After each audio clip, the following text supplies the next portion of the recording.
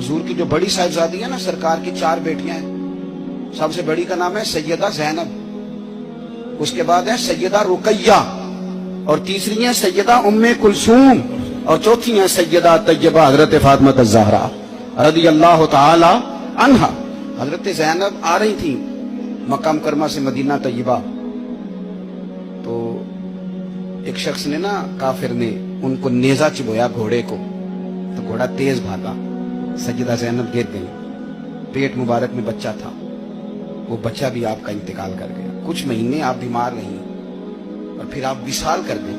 मेरे महबूब के सारे खानदान ने, सारे खानदान ने कुर्बानियां दी। सैयदा ज़ैनब उस जख्म की वजह से इंतकाल कर गई। वही बंदा नेजा मारने वाला फतेह मक्का के दिन चेहरे पे नकाब डाल के आ गया और हुजूर के सामने बैठ के कहने लगा, बहुत बड़ा दुश्मन भी आ जाओ तो माफ कर देते हो। तो हुजूर ने फरमाया, तू चेहरे से कपड़ा हटा, बेटियां भूला नहीं करती, तो कलमा पढ़, मैं तुझे भी माफ करने को तैयार। ये सारे रंग सहाबा ने देखे, सारे। और जिस दिन हुजूर बदर को जा रहे थे ना, मैं फोन कर देता हूं, मैं नहीं आ सकता, मेरे घर में फलाना बीमार है। हजरत रुकैया बीमार थी।